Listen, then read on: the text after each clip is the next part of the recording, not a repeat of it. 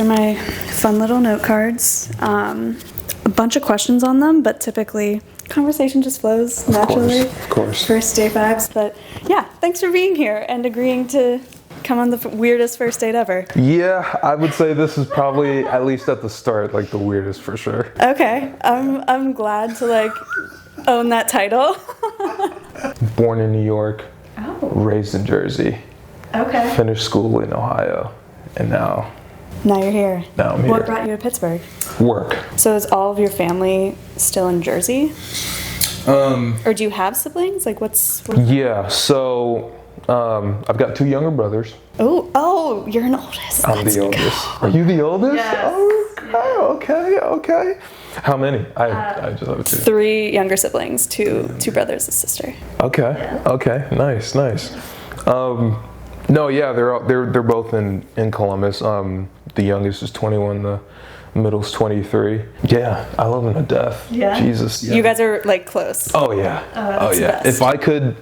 If I had my way, we'd all be in the same place right now. But yeah. Tell me about the podcast that you had. Oh no, I knew this was gonna come up. Sure, I knew this was gonna come up. It's called It's Not All Black and White. I really like that title. Yeah, it's a couple things in there. My co-host was white, but obviously our theme was digging into the gray areas of life, which is, it kind of worked out. We started it 2019 maybe? Wow, okay. Maybe 2020. 2019 or 2020. And you had it for a while. We had it for a while. Yeah, we had it for a very long time. Yeah. Co-host Mitchell, shout out to Mitchell Bienvenue. He moved to Florida at the time, on our 3rd episode. And then he was like, well, what if we just kept it going? And I was like, well, all right, give it a shot. And we did. We just kept it going, and there were ups and downs, Yeah. Like there were moments where things were blowing up, especially when TikTok first. Oh my gosh, yeah. Which I'm sure you have stories about. So we got a lot of traction with that. But it was fun, man. It was fun. It came to an end this past summer. Was that hard to make the decision to end it, or were you both ready? It was a tough decision because it was like routine, right? Yeah, for sure. Best friend from 8th grade. You guys are talking every week on a mic. Was that the case? Yeah. I love that. There's some history behind it. But people liked it, I think the perspective, played devil's advocate as much. It was fun. Yeah. It was fun. So I have a segment on the show called Green Flags Only. Ooh. People talk about red flags in dating all the time, and I think we all know by now that yes, you should treat wait staff with respect. Like that is. Oh yeah, that's like the first thing everyone says. That's the first thing, So, what are some of your green flags that you look for in partners or even just in people that you interact with? Okay, the first thing that comes to mind, I think, is someone who is noticeably self-aware. Okay. Because sometimes you meet people and you can tell they're in their own bubble and they kind of expect certain things from people that they meet immediately. You know what I mean? Like it's just there, and then you have people who are kind of, they observe and adjust, and it's like, I appreciate that. Yeah.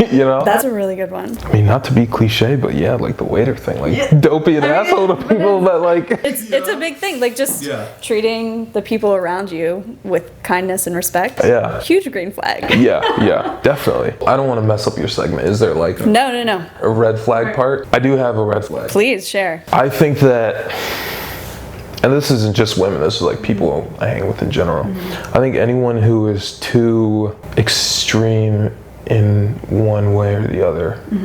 Let's take religion. Like if someone's too religious, or if someone's like super atheist or whatever. Atheist or whatever. Like too extreme is too much. If someone's like too quiet and doesn't say anything, or too loud and doesn't know when to keep quiet, like that's a lot.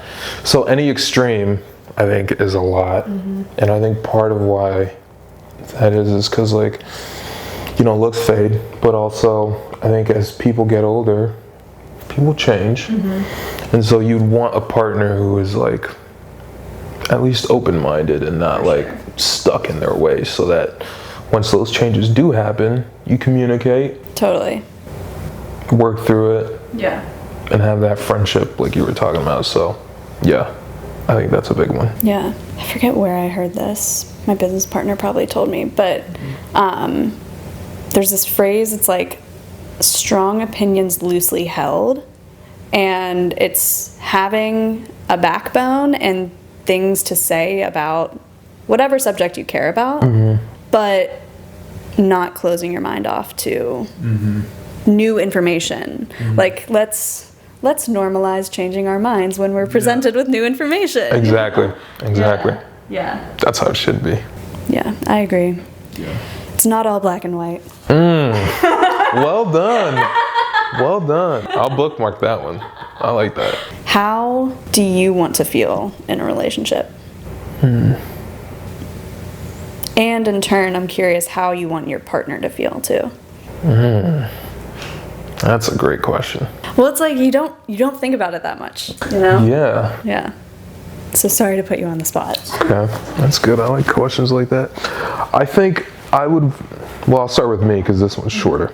I think for me, I think I'm pretty easy to please. Like, I just want someone who trusts me, and I don't know, just like every once in a while makes me feel like the man. Yeah. Oh, heck yeah. Oh my gosh. Like, I like the whole partner, like the partner in crime type vibe. Nice. Like, we trust each other. You handle this, I'll handle this. Yeah. And it's like, I think it's okay to question each other, of course, but I don't know, like just having the confidence in your partner that like, yeah, you got this. Totally. For sure. But yeah, I like that. I like feeling like that. Yeah. Now in terms of how I want my partner to feel, that one's complicated. I think friendship's got to be there. I want her to be able to feel like she can tell me anything and not, you know, be nervous or scared. The friendship you were talking about. Attraction, of course. Looks fade, but like they're still here, so let's capitalize 100%. On that. Old people are having sex all the time. More than us. Yeah, apparently. I've heard some crazy nursing homes. I've heard some crazy stories. So yeah. They're getting busy. Yeah, they are. I mean, they've got nothing to lose. So yeah. And then I would hope that I do a good job of making her feel sexy and confident and smart. Oh, that's such a sweet answer. Like I want that, you know? And then I guess the last thing would be is I want, because I think sometimes in relationships people can compete. Sometimes it's healthy, but I feel like a lot of times not. Yeah. You want to be lifting your partner up. Yeah. I would want her to see it as like us against the world, not me against her. Yeah. Type thing. I feel like those were all PC answers, but it's true. It's true. It's how I feel. Yeah. I don't know if that answers. Yeah. That answers your question. Those were great. Yeah. Yeah. No notes. No, nothing. What about you? Yourself first. Yeah. Okay. So how I want to feel. I want to feel just kind of seen and understood. Being seen and understood by a partner is like probably my biggest thing. Just I don't know, like that. I got you. Yeah. No? Yeah. Yeah. Can I ask, so there's like, and I've had like conflicting opinions on this. So I feel like there's a fine line between respecting a lady and making her feel seen. Totally. For her like personality, you know, the way she talks, the way she thinks. And then also the attraction aspect. Because sometimes if you go too far in one way, then it's like, are we just friends? Like, do you even find me attractive? And then if you go too far on the other side, it's like objectifying and stuff. Yeah. What's your preferred balance? Like, are you just 50-50? Like, do you have a preference or?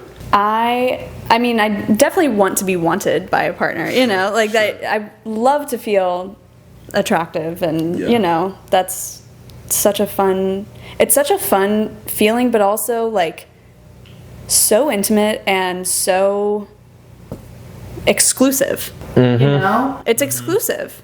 Only one person can make you feel like that. Like people can pay you compliments and it's whatever, but only one person is responsible for like making you know, like feel. Yeah, exactly. So maybe it's an equal balance. I, to be honest, have not found that balance. Like, really? Ever. Oh, it's usually one or the other. Okay, and how would you want your partner to feel? Yeah. I mean, kind of the same. I want them to know, like, I got you. Like, you're good. But also just warmly cared for, loved. I am really looking forward to having something with someone where I can just, like, do little, whether it's actions or, like, gifts or, like, just stupid shit that lets them know, like, oh, I'm thinking of them all the time and they would love this. Like, I'm a big surprise and delight person. The little moments where you're, like, made aware of, oh, someone was, like, did this specific thing for me just so I would feel a little bit of, like, joy in my day. That's what life is about. Yeah. You know? Yeah, no, I agree. Well, I do have one final question. Oh, I feel like this is going to be... that I like to wrap up the pod with. Okay. And it's not a heavy hitter per se, but it is, I don't know, might tell you something about me. So the show is called FLIRT because I historically have not considered myself to be a good flirt whatsoever. I think I am an awkward flirter, awkward receiving flirts, and it's always been a very hard thing for me to define. So, in your humble opinion, what is your definition of flirting?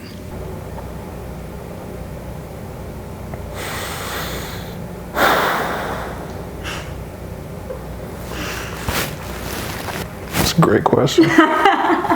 It's tough, right? I think it's being friendly with a large dose of, I don't know what the word I'm looking for, but it's something sexual. Yeah. Like the tension or something. It's being friendly with a little bit of sexual tension, but with intention. Because I think the intention is the most important part. Yeah. Because I think, you can be friendly to anyone and you can have underlying sexual tension with anyone. Totally. But I think flirting is when you're doing all of that intentionally. Yeah. I would say that's like... I love that. That's a great definition. Yeah. Yeah. I think that's it. Okay. But it's an interesting thing to, like... to pinpoint. Isolate, you know? Yeah. That's a good So you don't think you're a good flirt? No. I'm...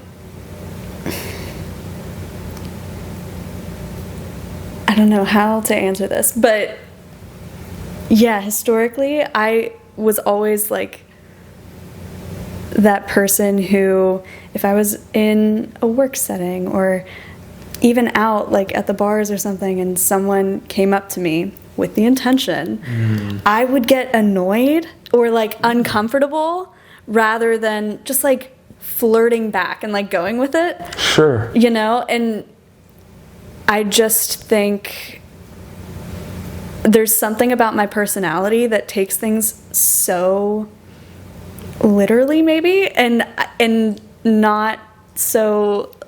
Sure. I don't know. I think I get it. Yeah. It's hard to explain. But yeah, I've never considered myself to be a good flirt. I look at other people and they're like literally flirting their way through life. And it just...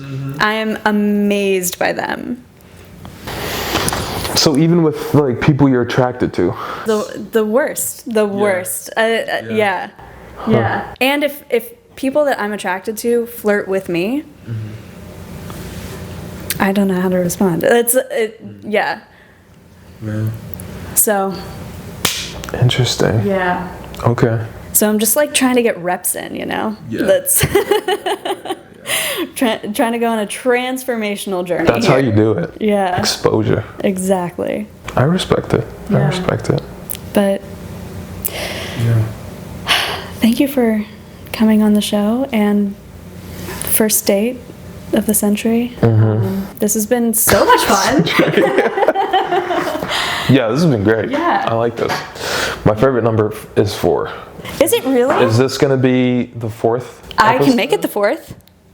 I'd love that. Yeah. I'd Oh my love gosh, that. of course. Yeah. All right. Appreciate it. We're wrapped. All right, that's it. Dude, thank you so much. This is like so fucking weird, but I appreciate you like this is going great. along with it. Yeah.